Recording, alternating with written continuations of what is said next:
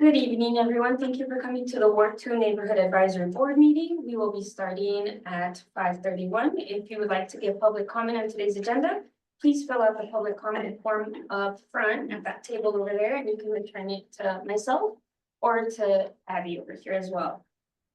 And Madam Chair, we are ready to call the meeting to order. Thank you. Good evening, everyone. My apologies for not being there in person. I just fell prey to that horrible cold flu that's going around and didn't think you guys wanted me to share that with you with coughing. So thank you so much for your patience with me attending via Zoom tonight. It's so nice to see everybody that's there. Hello and Happy New Year, even though now it's almost February. So time is going by quickly. Madam Jennifer, would you like to call the roll for us this evening? Yes, Madam Chair. Mimi Fuji Strickler. Here. Thank you. Hal Taylor. Here. Thank you. Stacy informed me that she would not be here today. David Titzel. Here. Audrey Keller, not present at this time. Patrick Fisher. Here. Roman Schomburg. Not present at this time. Stan Dowdy. Here. Donna Keats. Here. Thank you. And Audrey Keller just walked in. Perfect timing. Councilmember Naomi Dewar is not present. And I am the staff liaison. I'm present, Jennifer Alvarez, and I'm the council relations liaison. And I'm here with Abby, our intern. Madam Chair, you have a quorum of the Ward 2 Neighborhood Advisory Board. Oh, fantastic. Okay, thank you so much for all our board members that came today and any guests that we have in the audience today. So with that, I'd like to move on to A2 public comment. Jennifer, do we have any public comment this evening? Members of the public may hear, observe, and provide public comment virtually by registering through the following link, which can be found on reno.gov/meetings. And that link is https://links.reno.gov/4FYSLLH. Comments heard under this item will be limited to 3 minutes per person and may pertain to matters both on and off the NAB's agenda. The NAB may not take action upon any matter not agendized on today's agenda. When you are called on for public comment, please state your name for the record and begin speaking. The timer will begin when you say your name and you will be afforded 3 minutes. If you're an attendee in the Zoom meeting and would like to make a public comment, please raise your hand at this time.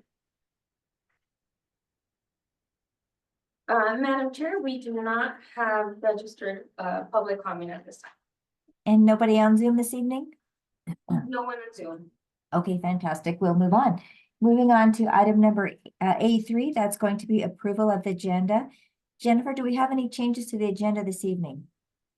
Yes, we do have a change. Item B4, which is the Board and Commission Decorum and Process Training presentation by the City Clerk's Office, is off the agenda now. They were unable to make it.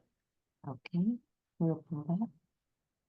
Okay, seeing that change, I'd like to make a motion to approve the agenda with the change of pulling item number B4. Would anybody like to make a motion? Donna Keats, I move to approve the agenda for the Stan Dowdy, I'll second. Okay, all those in favor say aye. Aye. Okay, agenda approved with item number I'm B4. sorry, Madam Chair, this is Judy. I apologize. I didn't catch who made the motion. That was Donna Keats. Thank you. And I'm sorry. seconded by Judy. Sorry, seconded by Stan. Judy. Thank you. You're welcome. Okay, again, I would like to, I just didn't get clarification on it. So we had the motion made by Donna and the second by Stan. Is that correct, Jennifer? That's correct. Okay, all those in favor of approving the agenda with the change, say aye. Aye. Okay, agenda is approved with item number B4 removed from the agenda. All right, moving on to approval of the minutes from December 17th. Are there any changes or discussions for the minutes for December 17th, Jennifer? I have not seen any. Does the board have any changes? No changes, Madam Chair. Okay, thank you. Would somebody like a motion to approve the minutes? Stan Dowdy, I make a motion to approve the minutes. For December 17th. Dave Kessel will second. Thank you. All those in favor say aye. Aye. Okay, a minute's approved for December 17th. All right, moving on to item number A5, that would be the council liaison report. Since Councilwoman Dewar is unable to be with us today, we'll move on to item A6 for the staff liaison report. Thank you, Madam Chair. Jennifer Alvarez for the record. I also want to let our minute taker know that Roman is present. And Thank you.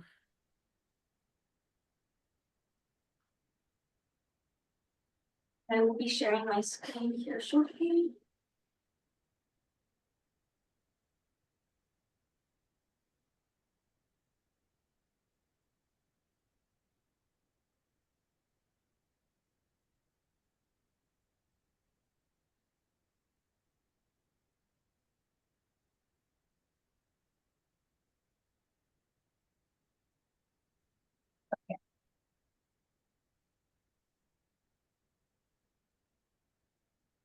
If everyone could see that.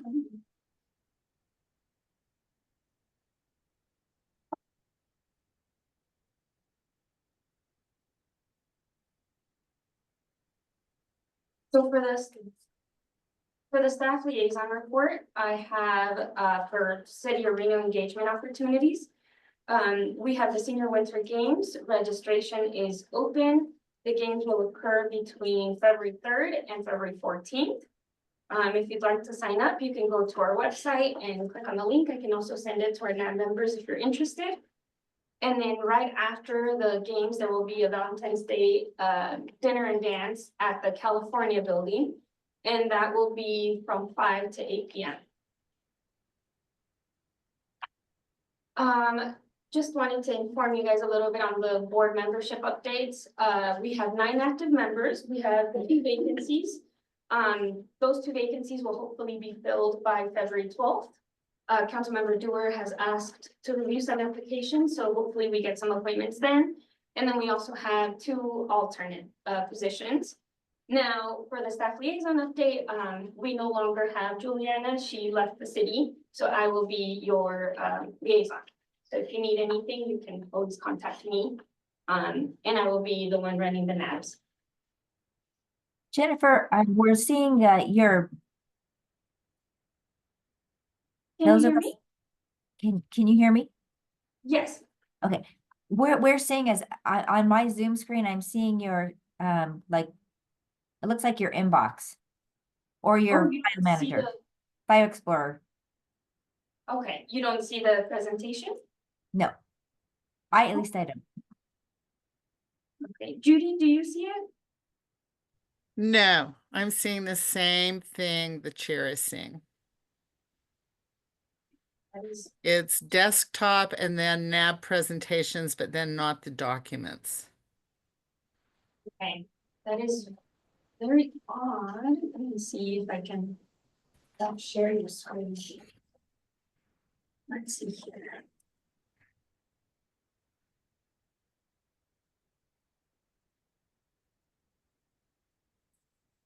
I'm sharing my screen. Let me stop sharing and try it again. Sorry about that.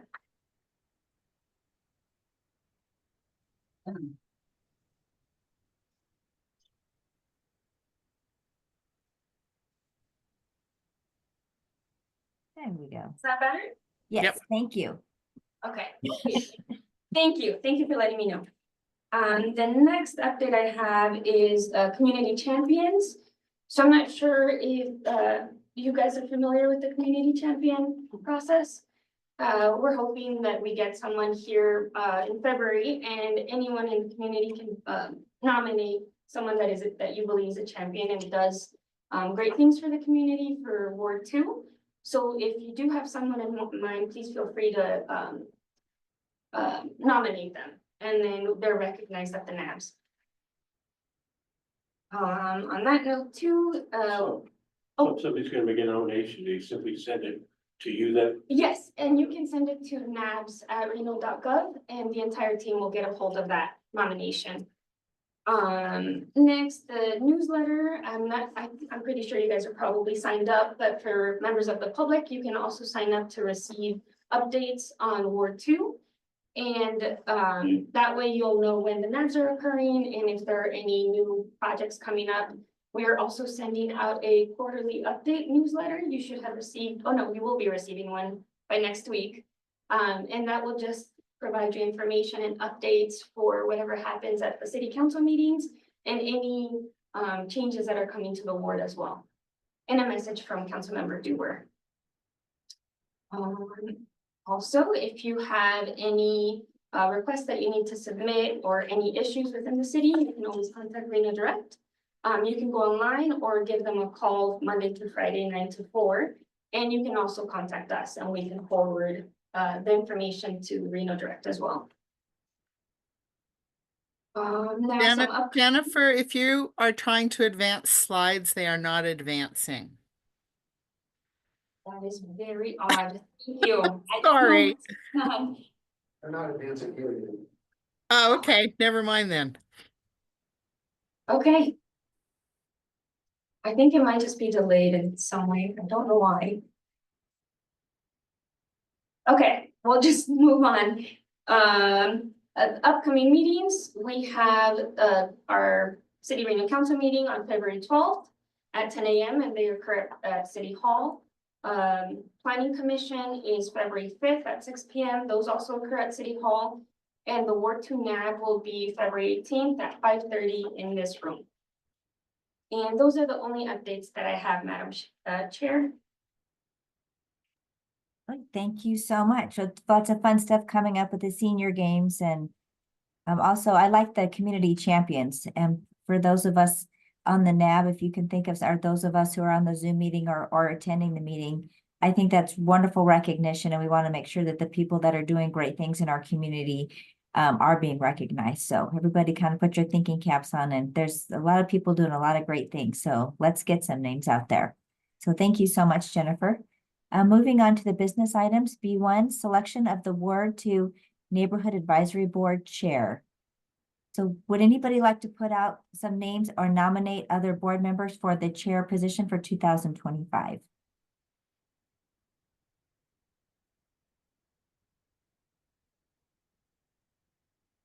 Everybody's being so quiet.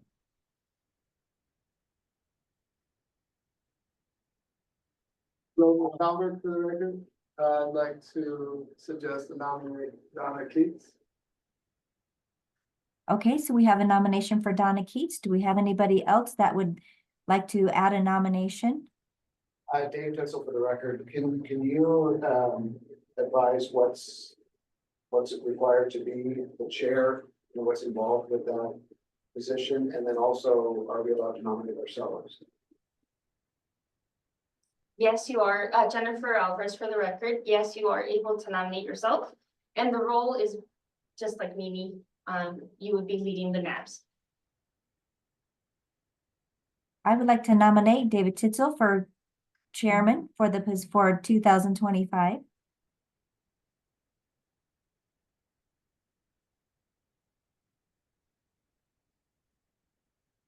Anybody else like to make any nominations today?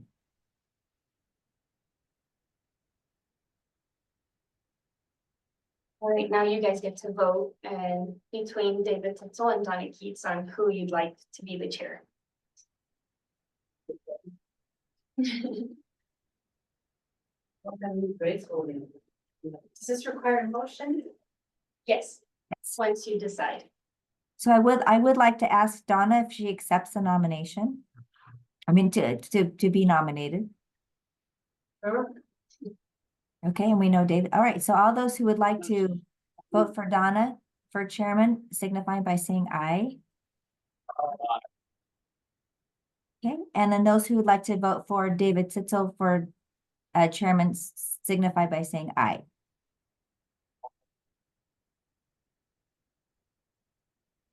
So how many, it's hard for me to hear on this, Jennifer. So what were your, Donna Keats.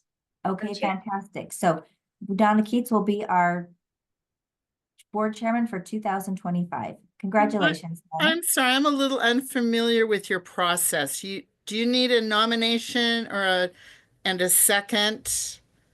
Or, okay, Yes, that's correct. We'll need a motion. okay, thank you.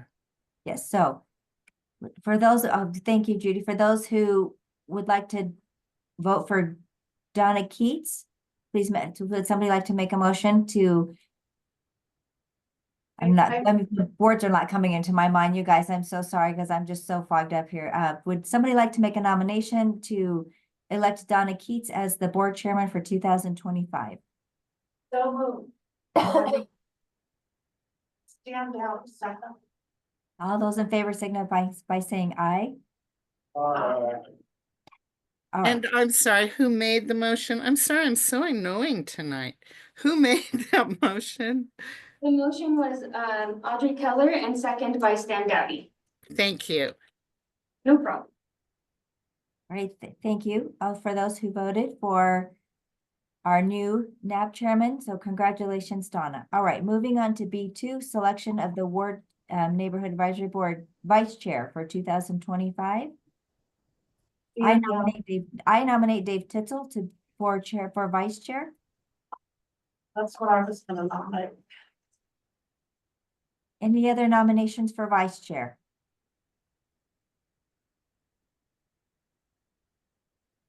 There are none. All right, Make a motion that we accept Dave as our, yep, our Yes. vice chair. yes. Aye, we can get second. that. Second, Jover. All those in favor by signifying aye. Aye. Right, thank you. All right, so congratulations, Donna as our chairman and Dave Titzel as our vice chairman for 2025.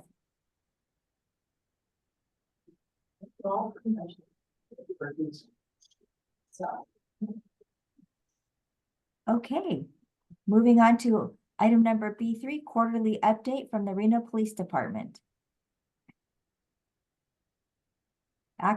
Do we have the chairwoman take over from now, Jennifer?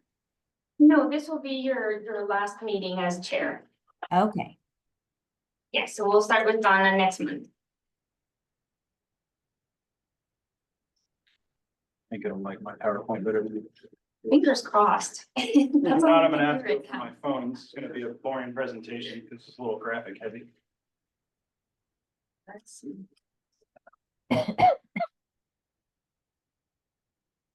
Can you see the slideshow? On Zoom? we cannot. Okay, 1 second, let me change this up.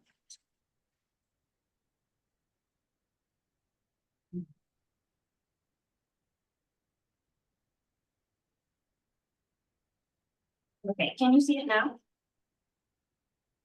No, we're still stuck on the File Explorer.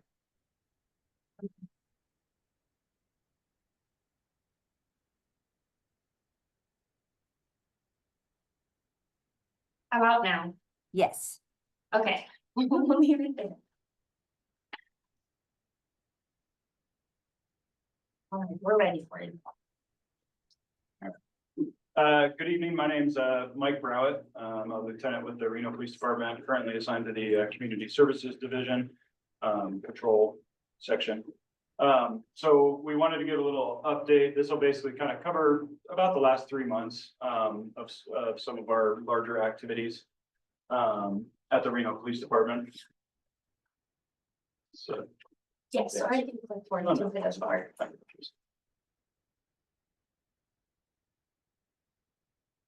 No, okay. I will say it.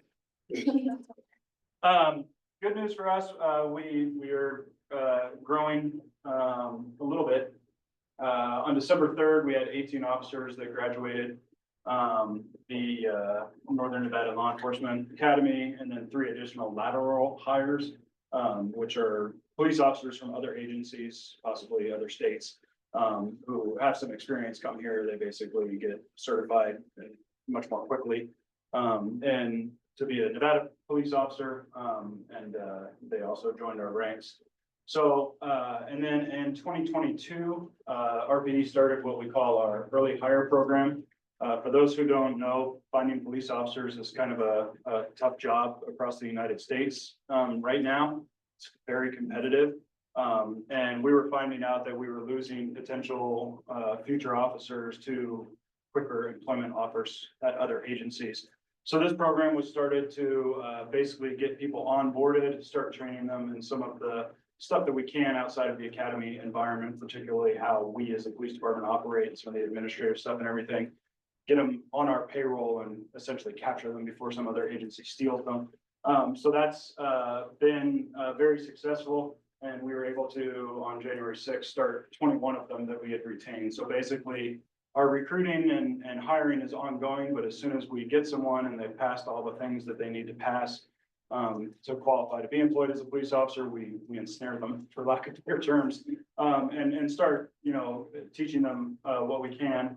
And then we just take that whole pile at once and shift them all over to the academy. So it's been a really successful program for us to take from the national pool, which is quite small right now.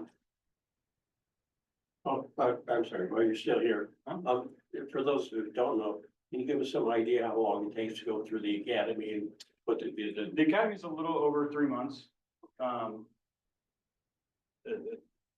Various skills and everything, obviously, but total police stuff and yeah, it's law, firearms, defensive tactics, just traffic investigations. I mean, you name it, you touch it, it's covered there. And then after that, it's an additional 14 weeks of field training where you're partnered with a training officer and you're out in the field kind of learning the application of all the knowledge that you've been given. In the so it looks like we had 21 graduate, we had another 21 who are moving on to the academy then. Correct. So 21 in there right now. Yeah. And 23 that are currently in the field training program. Yeah. Right. So one of the things that Chief Nance and the executive team kind of stood up in this past year was this program DEEDS, or the Directed Engagement Enforcement and Deployment Strategies. Essentially what it is we wanted to do a better job of taking all the different resources on the department, using crime intelligence and real-time crime data to identify issues that needed to be tackled, and then identify an area and then have each particular resource that we have, not just within the police department, but citywide, basically come up with some goals as to how they can address that specific problem. And then the idea is to be able to take that approach and move it anywhere in the city to any problem. And obviously, one problem might be more traffic heavy, one problem might be more narcotics heavy, one problem might lend itself very well to our human trafficking unit or something like that. So it just depends on the problem, but everybody plays a role no matter what in it. And so these are our 3 previous zones. The oldest being the 4th Street corridor, and then we moved to Paradise Park, and then Meadowood Mall was December. And these are just very generic kind of hotspot maps. But the data behind all of this is much, much deeper. And then we obviously go in, deploy what we think are our best guess and what we can contribute, or what each section of the department can contribute to reducing some of the issues. And then we reevaluate. And then upon reevaluating, which happens monthly, if we think we've made a good impact, then we can move on, or we can stay there. It just kind of depends on what we're thinking, what we're seeing, and what we're feeling. And this is in addition to what we all kind of normally do on an everyday basis as well. So, next slide.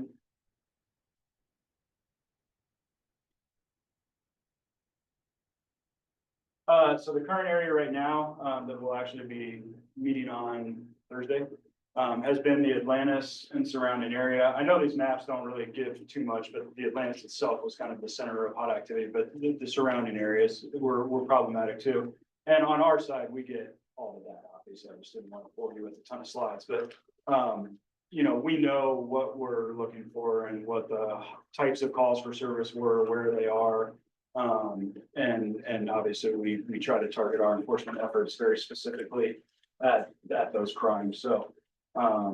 We'll find out Thursday, kind of a report on how everything went here and then decide, do we move it or do we stay? So, one thing I would encourage with the NABs is, you know, if you're seeing, specific, like larger footprint problems, not stuff that we would normally say, like, report either directly to us or to Reno Direct, but, you know, if you've noticed like, hey, this particular thing is just over the last 6 months is out of control here, it needs addressed.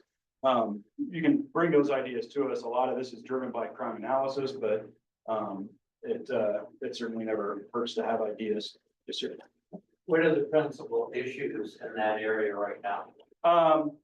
Without having the stuff right in front of me, I don't want to quote it exactly, but, we really target, violent crime for one, drugs and narcotics types crimes, and then, burglary, crimes against persons, robbery, sexual assault, stuff like that. So we're trying to target, things that are, you know, serious crimes that could really affect the community.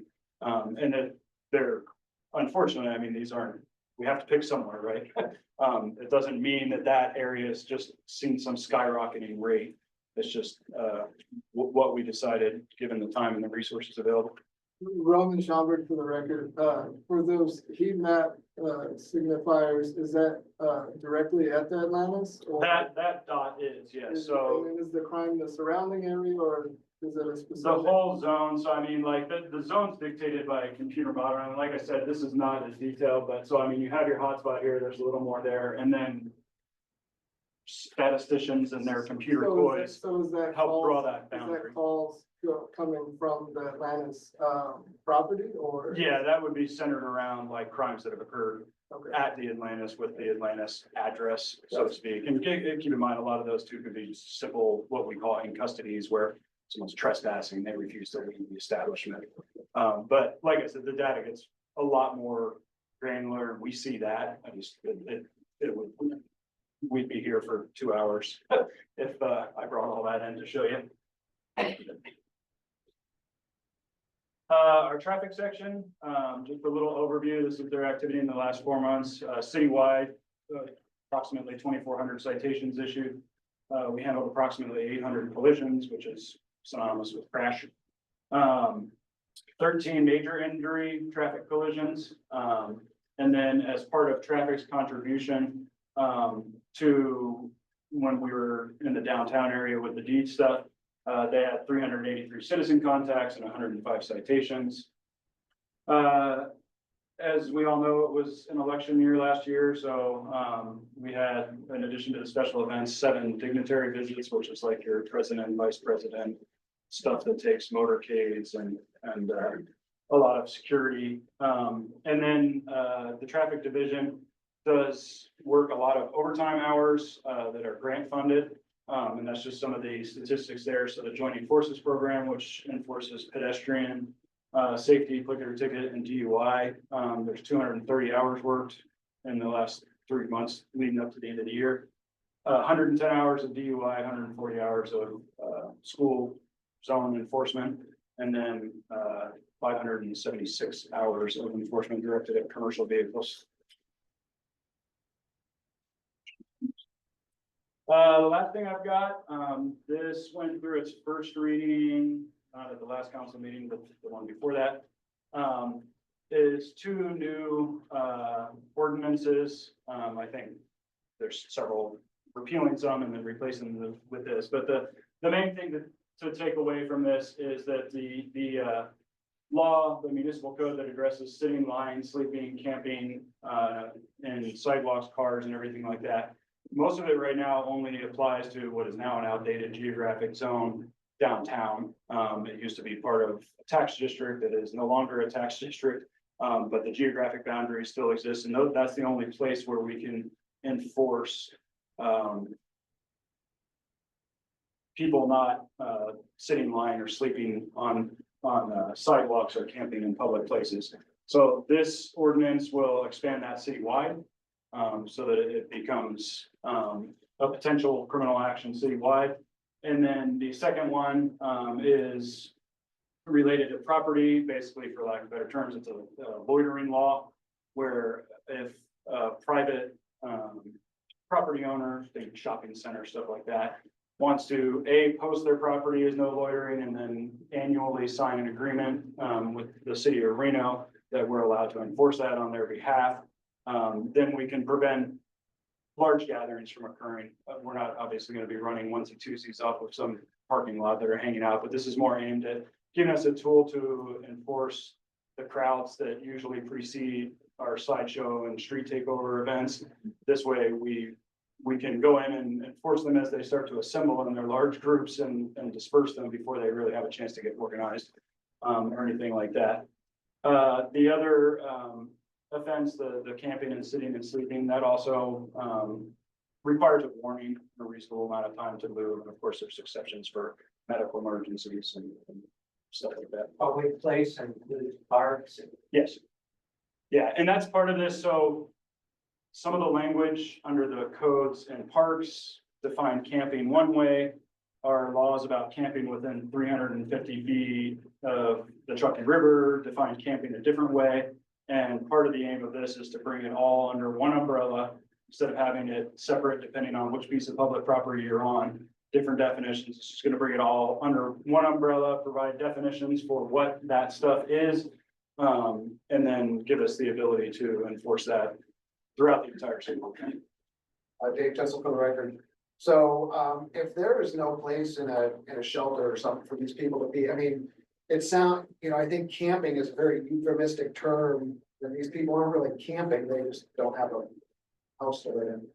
But if there is no place in a shelter, no place to go, are they still gonna be arrested? So part of that is that there's almost always shelter space available.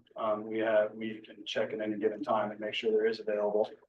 Looking back at our statistics too, out of the hundreds of individuals we contact, upwards of 64% refuse any type of services that the shelter or other programs within our valley can offer. And so at that point, it does become somewhat about choice. And I don't want to dive down the rabbit hole about choice combined with mental health issues and substance abuse and all that kind of stuff. That's not lost on us, obviously. But the intent with this is not to necessarily just start arresting everybody. The intent is to give us another tool that when we continue to deal with the same person and the same non-compliance and the same not taking resources that are available to them to maybe better their situation or get them housing and stuff like that, we have to have some sort of tool at that point to still discourage the activity. And keep in mind as well, this isn't just homelessness per se. I mean, I don't think any of us would want everybody to move out of their college dorms and start camping on Virginia Street either. Which they could. Well, not Virginia, it's a bad example, but maybe Virginia down here until this is enacted. But point being, it's not directed at homeless individuals or unhoused individuals. It's just directed at anyone in the city. We don't want necessarily people living out of cars in our city, regardless of their financial status or their ability. There's a lot of things that come from all of those activities that have to do with health, safety, sanitation, and stuff like that. And the goal with this, one important thing I should point out is to try to stop the very large encampments that develop, because I can't stress enough, if no one's been around one, they're dangerous. I mean, they're dangerous even for the people that are there. It's a dangerous area to be in. Yeah, I know one of the problems I had, I was in office, and it's like, all of a sudden, somebody decided our porch was the best porch to be at. Now, he wasn't being threatening or anything, but, if you're working late and you come out the door and some guy's on the porch, he may not be doing anything to make you frightened, but he's there and you don't know him, and it is frightening, Sure.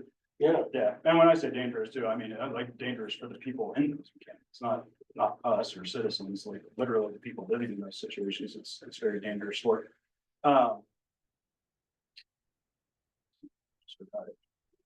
I'll remember in a second.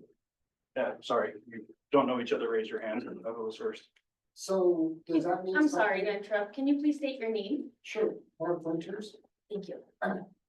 So does that mean that they're gonna start doing something about all the semi-abandoned campers all over town? We'll be able to do more. We do a ton right now. We post them and tow them. One of the challenges there is that even though we have contracts with a lot of tow companies in town, there's not that many tow companies that can move larger vehicles. And though they will get to us, they also are gonna go flip over the Swift truck that rolled somewhere out east on I-80 that they're gonna get $25,000 for. And that recovery before they come tow the motorhome that's probably gonna end up costing them to get rid of. So we already do a lot of that, but what it will hopefully do is create an environment citywide where it's not permissible to be living out of a motorhome, you know, anywhere in the city. And if it's not permissible, and we're warning you of that right out of the gate, as soon as we see that that's maybe occurring, then hopefully we won't end up with the ones that are broken down, abandoned, and all of that stuff. So again, just another angle for the police department to take to try to prevent the problem from growing in the first place. If that makes sense. Yes, ma'am. Doug Keats, record. This, as this gone through council, got a lot of press. About the anti-homeless regulations and the punishment of people not being housed, things. So it's, the way I understand what you're saying is that your hands were kind of tied, and that there is a large number of people, it's a large number of people who don't really want the help that's offered. So then what happens? I mean, do they end up in jail? So they could potentially. And then would that be? I mean, it's a misdemeanor offense to start with, so it's a, Pathway? yes, it's a misdemeanor offense. And so if you're eligible for a citation, it's your first offense, you might just be cited. Whether you're cited or arrested, you will get a court date. And then we have our mental health court, that things can be routed into, where the whole purpose of that court is to get engagement in mental health services and programs to, you know, combat that side of the larger issue, in lieu of other criminal penalties. And that's all administered by the Reno Municipal Court. Oh, like exactly the same thing, sort of the same thing. People that I've met down by the river, other places, living in their cars, just normal people. Rents went up, and, you know, they can keep up, and they're just normal people, sitting on the street, they don't look like they have any problems, of course, in a financial hurt, because, they're being landlords, I'm guessing, it's judging all the, it's true in a lot of cases, and I'm wondering, like, what happens to people like that, they're living in their cars, someone with kids, they're gonna get cited, because nobody really wants somebody living in their car right down their street or at the end of their cul-de-sac or something, so they'll get reported. And you've got their license plate number, have a car they're driving, what happens then? It's like the same thing, they're just gonna end up getting arrested and nothing get housing services or, Potentially, you know. I mean, I'm not trying to ignore your question, but I mean, if I had the answers to that, I probably wouldn't be standing here right now. I mean, I think that's something that every city struggles with, is kind of that cycle. And I totally agree with you. There are people, in fact, I have met people too. One in particular that sticks with me right behind the Aces ballpark along the river. And he was just a younger college kid. And I mean, his camp was like immaculate. And I'm like, what are you doing? And he's like, I have a full-time job. I'm going to school full-time and I'm banking every penny of money that I make. And by the time I graduate, I'm gonna have enough money to buy a house and everything else. And I mean, so to your point, like, obviously a choice, right? But probably not affecting, you know, he's not creating that life safety issue. But he would that under this law, that person would still be subject to it, because somewhere, I think, as a community, the line has to be drawn. As to what behavior we do want in our public spaces and what we don't. We apparently have choices. Some people don't. Mm. Those are the ones that have. They do, there's a ton of resources in this community that, like I said earlier, aren't engaged. 64% of contacts that we have tell us basically they don't want to help, leave them alone. So that puts us in a precarious spot. Right, so you need someone to build that. Eventually, yeah, I mean, and I want to stress too, like, we're not gonna, it's not like if this ordinance gets passed by council, it's not like the next day there's gonna be 50 cops out there, you know, cleaning the streets and throwing everybody in handcuffs. Saying, okay, go out and drop cans. What's that? It's the same thing, saying, go out and Yeah. drop cans. No, we do that as it is. We do that as it is right now. I mean, we go out and give notices and let them know that it's coming. The railroad tracks is a perfect example. You know, where we constantly have to kind of clear it out. And then at the beginning, clear it out again, but there's definitely no just go out and, you know, fill the old prisoner transport wagon with 20 people and take them all to jail. That's not the intent behind this at all. So. Roland Schomburg for the record, can you describe the enforcement strategies for these two ordinances, particularly the second one? And the first one as well, what kind of choices is the department gonna make as far as specific locations? What happens once somebody is engaged, cited, not cited, warned? What's the follow-up? What's gonna stop somebody from just moving a few blocks So- away? Or if they have nowhere to go? So that gets into, just kind of how we handle any crime, whether it's one of these or, trespassing or DUI or anything. You know, with misdemeanor offenses, officers have discretion to give warnings or not. So that's gonna be up to every individual officer and every individual circumstance that's occurring, at that given time. However, as with any crime, the first stage we prefer, you know, is citation. And then there's actually state law and an NRS that kind of governs, when we can make arrests on misdemeanors and certain things have to be met. Probably the most common one that would be applicable in this situation is that we have to believe that crime's gonna continue. So getting back to someone loitering or, you know, someone camping in public, to your point, you know, if I'm out working one day and I see someone, camping and I say, you can't camp here, you know, and then the next day I come and they're maybe a block away, but they're still camping. Maybe I cite them that time.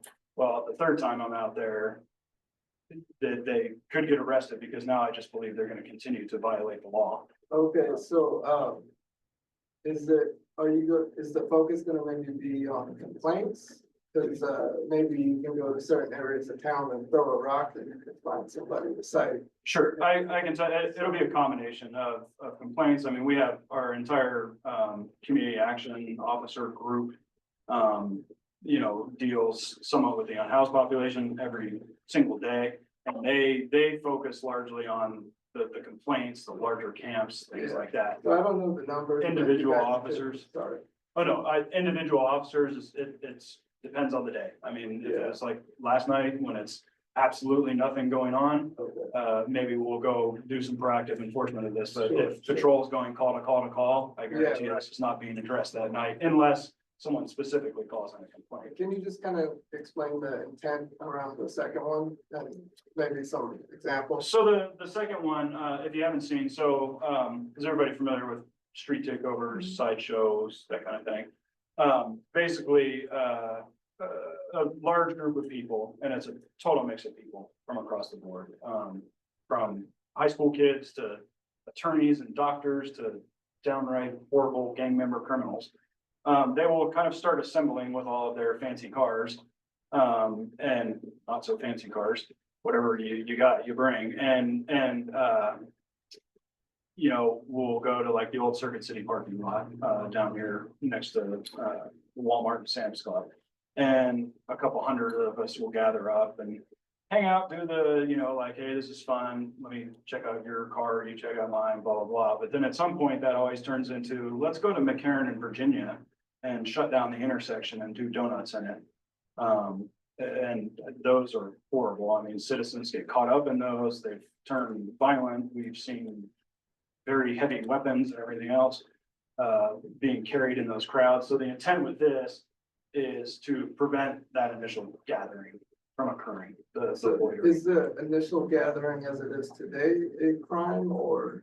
No, So, not unless the property owner calls us and it's like, I want these 100 people trespassed. okay, so I guess what I feel somewhat uncomfortable with is you're trying to potentially engage people legally before they committed a crime. So on right, it'll be posted, Right. no loitering.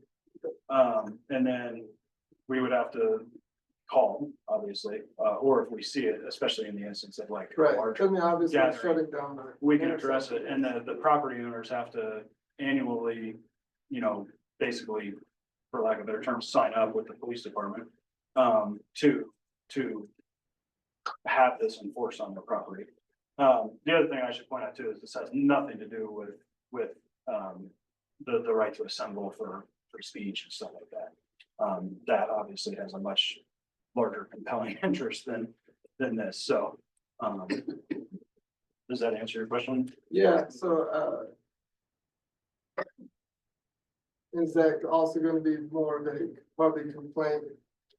That is what initiates? Complaint or visually driven, I can tell you that in my experience, this is to mitigate those larger gatherings that we know are gonna lead to criminal behavior. Just based on experience. So if the same people were to meet in open hours of a public park, would that be? Well, we could get into all kinds of stuff, Okay. because you could get into permitting issues and how big a party you can have a park without a permit with the city and all kinds of stuff, but, it's not, again, we have to apply common sense. Our goal is not to make sure we have a city that everyone gets together and has a conversation with 10 of their buddies in a park. It's to address crowds that are assembling that we know will probably lead to some sort of bigger problem for us. And to try to disperse those before they develop. How do they know where to meet Social media. So could they just skip that step and still just go directly to? Potentially, it usually doesn't work as well. I mean, we've seen them try it,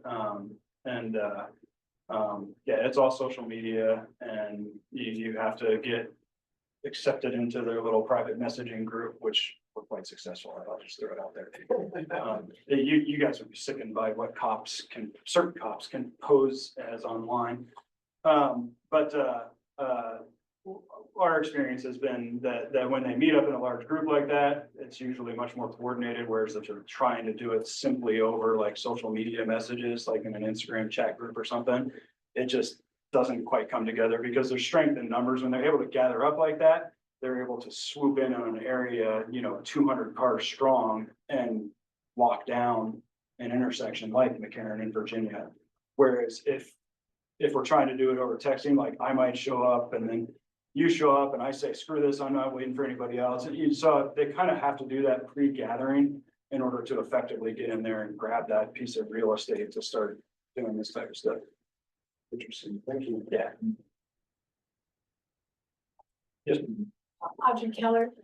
I have some just general policing kind of questions and then some specific questions. Does Reno have any officers that are familiar with our specific communities? So we do have, our cities divided up into districts and beats. We just actually kind of remap those to hopefully gain some better efficiencies. I will tell you that that system doesn't work as well now as it did 20 years ago. Because our call volume is so high that I'll take South, for instance, if we have 8 beats down here and I have 6 officers working, there's 2 working South. There's 2 that are uncovered right off the bat. And then all it takes is 1 call, maybe on Gentry that takes 2 officers, let's say domestic. So that's not only taking the 72 beat officer, but it's dragging somebody else out of their beat to go cover that officer. And then multiply that by 2 or 3 more calls, now everybody's, you know, kind of out of their place. And a lot of times that pace just continues the whole shift. So the amount of time that we're able to actually kind of be present in an assigned beat is far less than it used to be when I started here in 2005, way far less. There are times that it is, and we still do try to encourage officers to be familiar with their beats, with their neighborhoods, with the problems, with the businesses, things like that. Just have some ongoing questions regarding that. If we in NAP two do we get to know who our beat officers might be? They come here, like I know you're not our beat officer, but in my old community, we knew the beat officer came pretty regularly, told us what was going on in the neighborhood, that kind of thing. So Yeah. that's just a question for our neighborhood. Do we know who they are? Do we ask for them? So, that's tough. I mean, so usually what you're gonna get here is a lieutenant from the patrol division. So I'm in charge of the whole city right now from 1 PM to 11 PM. And then there's 5 others of my counterparts that make up 24/7 coverage of the whole city as far as the watch commander position goes. We're pretty in tune with what's going on citywide. I can tell you it would be virtually impossible to have every South Beat officer attend an AB meeting at the same time, because then I wouldn't have any officers out on the street. So I mean, given that the geographic district that a NAB covers is so large, that would be tough. Now, as for individual officer, like if you want to know who's the officer during swing shift, you know, these days of the week that covers my address and my neighborhood, in theory, we could provide that. I mean, it's certainly, you know, this would be easy answers to provide as far as scheduling, but would you see that officer anymore or anything? That's what you're saying. Not with everything we have going on in the city of our size, no. There's not, very rarely is an officer sitting idle ever in our city. Right, I have a question about something that happened today in, on Plum at the Matheson Bridge Center, because, there's a lot of folks that go in there and, the else is in there, there's a Save Mart Bridge Center, it's on, Plum. It seems to be frequented heavily by homeless going through trash, there's first. And then there's clusters of people, drug looking people. And then this afternoon specifically, there's a guy higher than a kite. I mean, he was flying through the parking lot. Good. What do you want the citizens to do? I mean, are we supposed to call you? I thought, we're gonna sit here and wait for police officer to show up so I can point out the guy that's higher than a kite. I mean, you know, we have a lot of senior citizens that come in and out of that bridge center. So believe it or not, in the state of Nevada, the being under the influence of a controlled substance is no longer a crime. And so strictly being under the influence of a controlled substance isn't really an arrestable offense any longer. If there's more to it that they're doing, like, you know, suspicious, or maybe they're acting in a manner that leads you to believe they're gonna be violent or harm someone, absolutely, we want you to call. And then the other kind of broader stuff that's going on in any given area, we really push a lot of people towards Reno Direct, because we do get that information that the sergeants that are in charge of each district can then kind of pass the information along to the beat officers, like, hey, you know, we've gotten these reports of, you know, people constantly going through the dumpsters and just hanging around on this property. And when officers have time, they can patrol that a little bit more. I'm not familiar with what is Reno Direct. Perhaps you could share that with the rest of the community. So Reno Direct there's a number of ways you can interact with it, phone number, online, but it's basically a single place to call or write into, where city staff ingests it, and then they route it to the appropriate department or departments based on the issue that you as a citizen are perceiving, dealing with, or anything like that. So whether it be a potential law enforcement issue or potholes or a tree that looks like it's about to fall, whatever it is, it can all go there. And then that city staff kind of triages and then routes it out to the appropriate city department to get address, and then we also kind of route things back and forth between each other. So like when I oversaw the traffic section, me and city engineers, traffic engineers were constantly bouncing things back and forth. Because we're the enforcement wing of it, they're the design wing of it, but we would constantly work together to try to solve different issues. So it's actually a somewhat of a, I mean, it's a good system because it allows the message to go where it should. And get addressed, and it is monitored too. I mean, there's an expectation, I think, among all city staff that those concerns that come in are looked at and addressed and reported back on. Thank you. Isn't Reno Correct 411? Is that? No, it's not 411. I can, Jennifer Alvarez for the record, I can provide that phone number for you. Okay. I The know it's- number you're thinking of is for the county, and that Oh, one's okay. 311. Okay. And ours, 334 info. I just don't know Yeah, info. I've grown away from knowing what letters run, what number.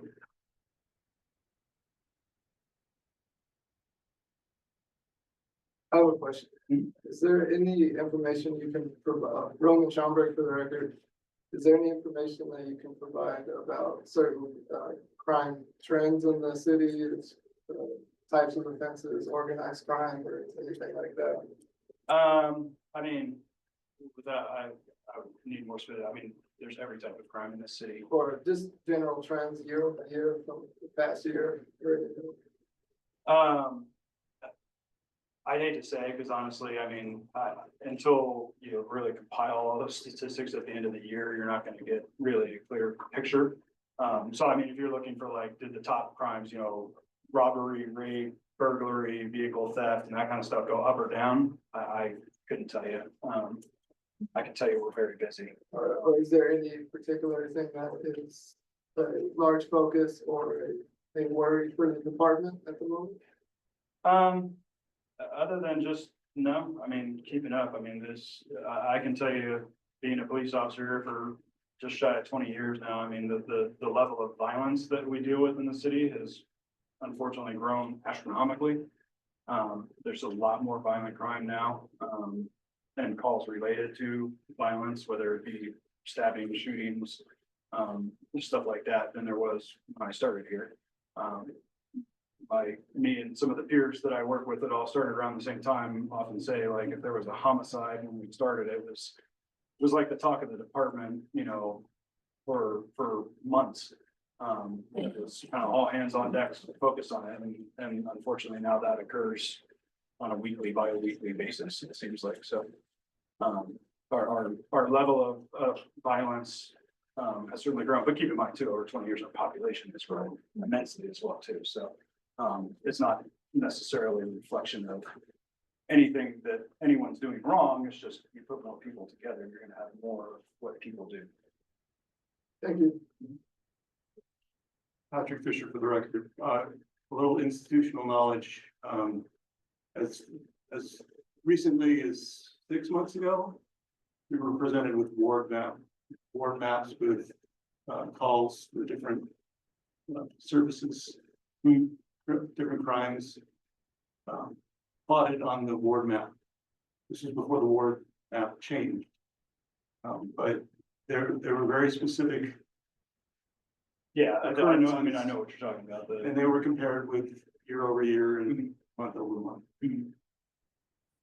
I think that's what Roman was Yeah, looking for, was something that has more plot. Yeah. Are you guys still doing those? No, we're not. Oh, So the decision was made to kind of step away from those, and the reason was, it gives a very uninformed picture of what is actually going on, because you're dealing with 6 crime categories, right. and dots on a map. And so what is a burglary to you and in your mind might be different in her mind, and it's gonna be very different in my mind. Because a burglary could be anything from, a legitimate, I'm a ski mask wearing dude that broke into your house while you were gone, all the way to I entered a convenience store. Well, I don't know if the best example anymore because so many law changes, but you can end up with burglary charges that are related to much less severe things, kind of like shoplifting. And so it really just doesn't give a very good picture of the nuances of all those different crimes. So it can be misleading in all kinds of different directions. And so if there is specific stuff, especially related to your NAB that you're, hearing about or whatever, by all means, get it to us and we can try to bring specific information back. Like for instance, if you guys are like, wow, we've heard about a huge rash of residential burglaries here. That kind of stuff, maybe we can bring back and give you specific information on that. And maybe highlight like, well, we don't know what you're hearing, but here's what our statistics show for that given area. And here's what we've done about it, or maybe the statistics show that what you're hearing isn't accurate, who knows? But just the general, ward-wide stuff, just really doesn't give you much information. As far as signs. Thank you. Thank you. Yeah, no problem. Thank you so much. That was an amazing presentation, great information, good questions by our NAB board members. I think that you probably asked a lot of questions that a lot of us have been wondering the same. So thank you so much for your thoughtfulness and thank you so much for asking those very pointed questions. I think it provided a lot of information for all of us. And then if there's any other additional information you guys would like, just feel free to email Jennifer and she can get the information. She can contact the police department and get any more information that you guys may have with that. And so our next agenda item was pulled before. So right now we're going to go on to section number C, Board Commission Committee Member Reports and Announcements. Does anybody have any announcements or reports or anything they'd like to discuss? Okay, hearing none. Okay, we'll go on to item number D, future agenda items. Would anybody like to bring up any future agenda items that we talked about in December? Or Jennifer, do you have a list of those future agenda items that we talked about in December? Yes, Jennifer Alvarez for the record. I actually communicated with David earlier today. We are working on getting the answers that you requested from, I want to say it was the November NAB and January as well. We needed some exec decisions, I guess, before we could continue. So yes, you will be hearing from us very shortly. Madam Chair, Audrey Keller, I have an agenda item. I had asked about park funding for our playgrounds. And Yes. Councilwoman Dewar told us and shared with us that there was a new person. Yes. And I would like to ask that new employee that's looking for grants and funding, come and talk to us about make a progress report about how we could perhaps see Ward 2 parks Yes. being invested in, reinvested, or perhaps discuss public-private partnerships. Jennifer Alvarez for the record. We are working on that one as well. His name is Lance. Landon, I'm sorry, Landon Miller. So we're working on getting him to come and present. So hopefully sometime soon as well. Great. Yes, Audrey, thank you for that reminder. That's something that we definitely would all like that report on. Something, Jennifer, that I would like to know is, in light of the fires and all the tragedies down there with Los Angeles, I would like, if it would be possible, to get a representative from the fire department to come and have a discussion. I'm sure that they're probably getting pulled in many different directions and being asked to come and to present to groups, but I do think it would be great for them to come to a NAB meeting so that we can have that hard discussion about, what if something like that happened in our community? Are we prepared? And what can we do as community members and as ward members? If there's something that there's information that we could put out, there could be their campaigns that they could start, just how to protect your properties and just get more information from the fire departments about, could this be a possibility that could happen to us? Yes, we actually do have them on the calendar. I don't remember the date off the top of my mind, but I will provide that to you tomorrow through email. Excellent. So that's a great question. Any other board members have anything they'd like to discuss next month? One thing I think we should think about is when we want to target, maybe start talking about our neighborhood cleanups. If there are certain areas that we want to, because I do know that takes a couple months to get out in front of those with preparations and site locations, so that might be something we may want to think about. And then also with Councilwoman Dewar, hopefully she'll be back in January, all those amazing tree plantings that we like to do in the spring. Does she have any of those dates that might be, you know, on her mind to do this spring for tree plantings?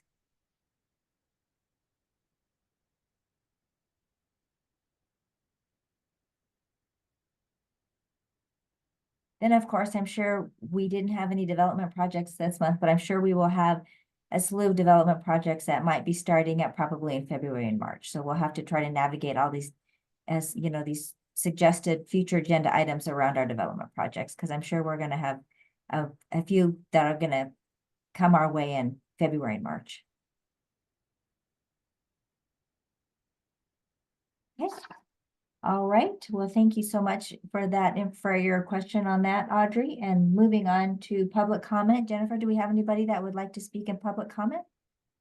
Comments heard under this item will be limited to 3 minutes per person and may pertain to matters both on and off the NAB's agenda. The NAB may not take action upon any matter not agendized on today's agenda. When you are called on for public comment, please state your name for the record and begin speaking. The timer will begin when you say your name and you will be afforded 3 minutes. If you're an attendee in the Zoom meeting and would like to make public comment, please raise your hand at this time. Okay, we have none through Zoom, and any public comment here in person? There is none from the public, but we do have a comment from NAB member Audrey Keller. Yes, Audrey Keller. I would like to say thank you, Mimi, for being the NAB chair, for your time, investment, and your leadership. I really appreciate it. Thank you.